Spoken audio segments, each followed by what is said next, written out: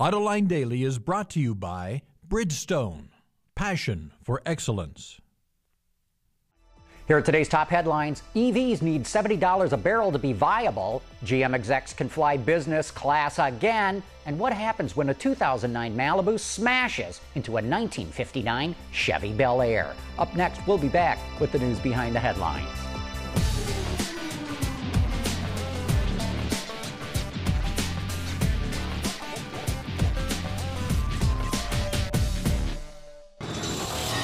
This is Autoline Daily for Wednesday, September 16, 2009, and now the news.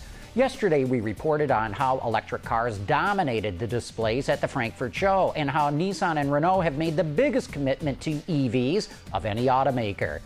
Bloomberg reports today that Carlos Ghosn, the CEO of both companies, said EVs will only be viable as long as oil is over $70 a barrel, which is where the price is right now. At $200 a barrel, he says, EVs will sell real well. Ghosn predicts EVs will hit 20% market share by 2020, but others, like Volkswagen, say it'll be about 2%. A bit more news from the Frankfurt show. Rolls-Royce says it's going to double its sales with the new Ghost, which will cost a mere $338,000. The company describes the Ghost as an informal car, which will appeal to people who have never had a Rolls before. Bloomberg says Rolls expects to sell a total of about 2,500 cars next year, up from 1,200 this year. And as long as we're talking about doubling sales, Chevrolet wants to do the same thing in Europe. Chevy hopes to hit 1 million units by 2013, and of course it will be battling Opel as it tries to gain market share. The U.S. House of Representatives is expected to vote on a bill today to allow the Energy Department to spend up to $550 million a year on research for advanced vehicle technology. According to the AP, the bill would provide $2.9 billion in research and development over 5 years, and in addition to passenger cars, the bill would also include programs for medium to heavy-duty trucks and transit vehicles. Fiat and Chrysler CEO Sergio Marchionne says that the alliance between the two automakers can produce up to 6 million vehicles a year once the economy recovers. According to the AP, Marchionne believes that number is necessary for any automaker to ultimately survive. And we'll find out more about how Chrysler will help achieve that number later this year. According to Reuters, Marchionne plans to release a 5-year plan for Chrysler in November. It will include milestones and numbers they aim to reach in order to turn the company around. General Motors executives don't have their corporate jets anymore, but at least they can sit in the front of the plane. According to the Detroit News, high-level executives and members of the board can now fly business class anytime they travel. Lower-ranking employees can only do this on transcontinental flights longer than 8 hours. When traveling, employees are urged to rent GM vehicles whenever feasible. This news follows last week's announcement that the company was repealing pay cuts for white-collar workers. I gotta warn you, the video accompanying our next story is graphic. Viewer discretion is advised. We can't find a whole lot about this piece, but apparently the Insurance Institute for Highway Safety celebrated its 50th anniversary by crashing 2 Chevys together, a 1959 Bel Air and a 2009 Malibu. The stunt was to show how far auto safety has come in the last half-century. This offset head-on collision is horrific no matter how you look at it. The 59 crumples like a napkin, but the Malibu's passenger compartment stays largely intact. Carnage to be sure, but what a graphic waste of a perfectly good vintage Chevy! They ain't building any more of those anymore, guys. Hey, coming up next, it's time for You Said It.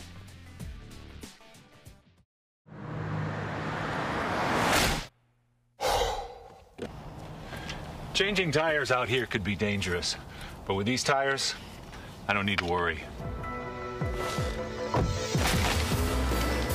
Bridgestone.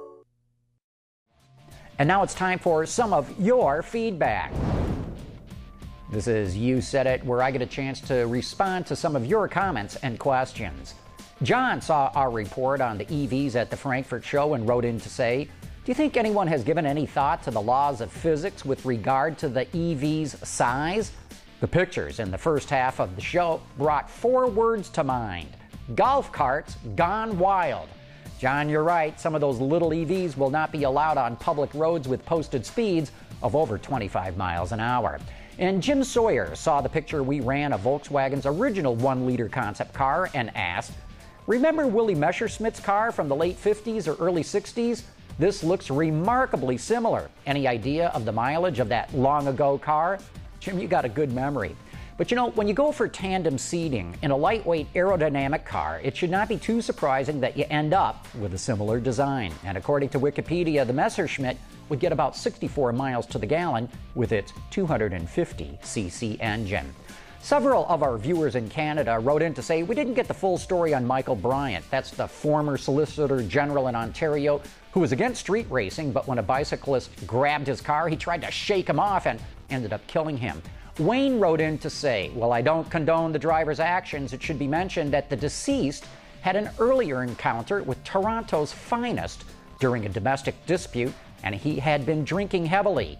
The former politician was driving a convertible with the top down at the time of the incident, and there have been reports that the deceased was trying to climb into the vehicle, and this led to him being thrown. Hopefully, the police investigation gets to the facts, and the driver's actions can either be explained as criminal or justifiable under the circumstances."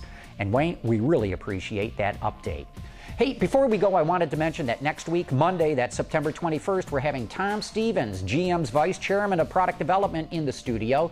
Starting at 10 a.m. Eastern Time, you'll be able to watch live as we tape an episode of Autoline Detroit. Then the discussion will continue in an exclusive web-only broadcast in which we'll be taking some of your questions and comments. You can submit questions in two ways. One, you can send an email to viewermail@autolinedetroit.tv. Just make sure you put Tom Stevens' question in the subject line so we can find it easily. Two, you can leave us a voicemail by dialing 1-620-288-6546. And that is it for today's Top Auto News. Thanks for watching. We'll see you tomorrow.